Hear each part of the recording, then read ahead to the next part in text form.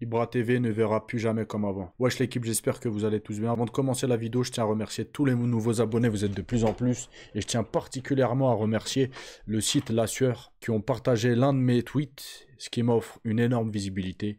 Donc voilà, merci beaucoup à vous, je m'y attendais pas. C'est très apprécié et très gentil de votre part. Bref les gars, avant de parler d'Ibra TV, on va revenir très rapidement sur 2-3 actualités du jour. Et on va parler tout de suite de Francis Ngannou. Donc il est revenu sur son enfance très difficile au Cameroun. Et il a dit lors d'une interview, « Ma vie au Cameroun était dure, très dure. Si je pouvais revenir en arrière, je ne choisirais jamais cette vie. Mais au final, cette enfance m'a servi, car c'était exactement ce que j'avais besoin pour arriver là où j'en suis aujourd'hui. » Pour ceux qui ne savent pas, j'avais traduit un documentaire, justement, de Francis Ngannou, où il retraçait son parcours en Afrique, son parcours dans les mines, etc.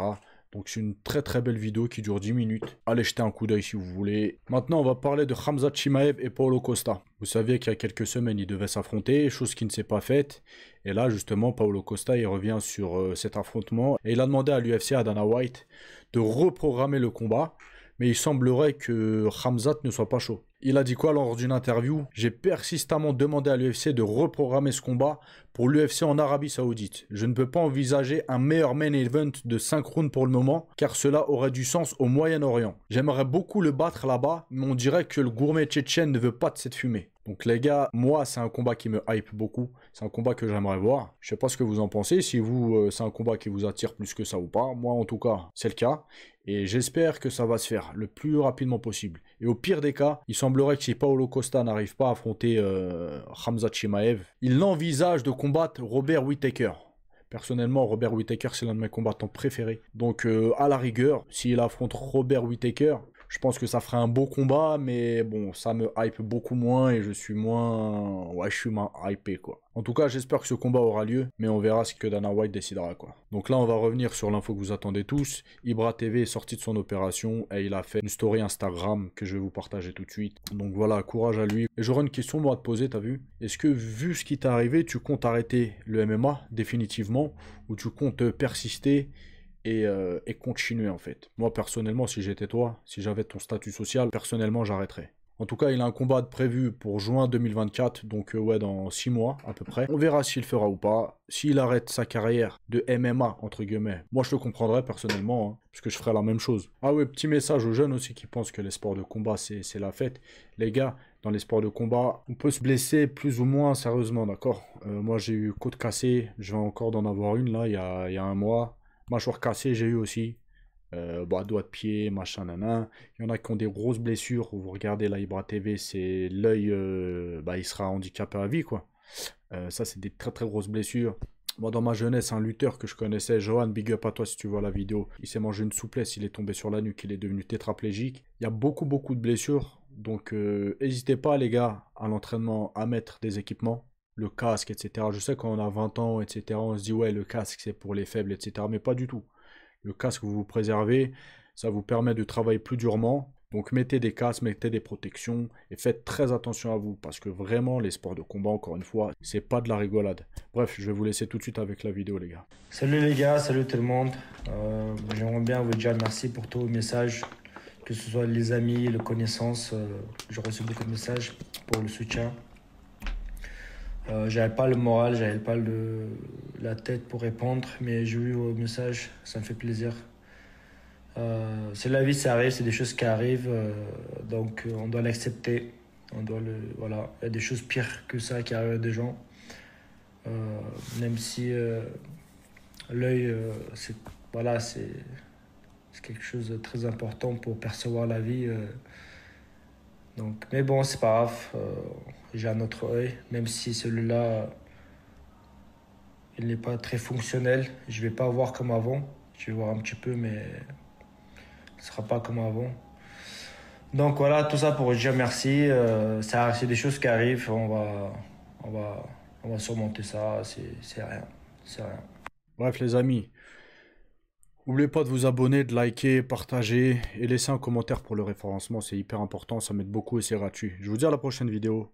Passez une bonne fin de semaine et je vous dis à demain s'il y a du nouveau. Ciao, ciao. Cela aurait du sens au Moyen-Orient. J'aimerais beaucoup le battre là-bas, mais on dirait que le gourmet tchétchène ne veut pas de cette fumée. Donc les gars, moi c'est un combat qui me hype beaucoup, c'est un combat que j'aimerais voir. Je sais pas ce que vous en pensez, si vous c'est un combat qui vous attire plus que ça ou pas. Moi en tout cas, c'est le cas.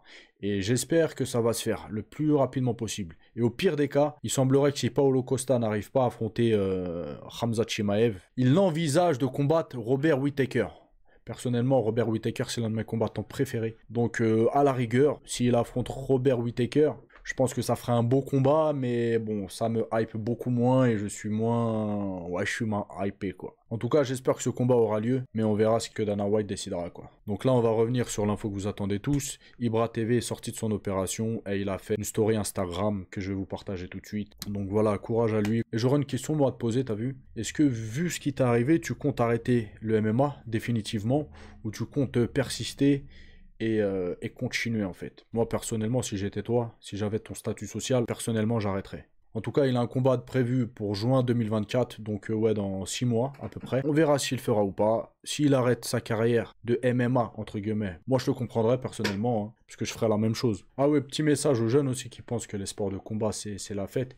Les gars, dans les sports de combat, on peut se blesser plus ou moins sérieusement, d'accord. Moi j'ai eu côte cassée, je vais encore d'en avoir une là, il y a un mois. Mâchoire cassée, j'ai eu aussi. Doigt de pied, machin, nanan. Il y en a qui ont des grosses blessures. Vous regardez la Ibra TV, c'est l'œil, il sera handicapé à vie, quoi. Ça, c'est des très très grosses blessures.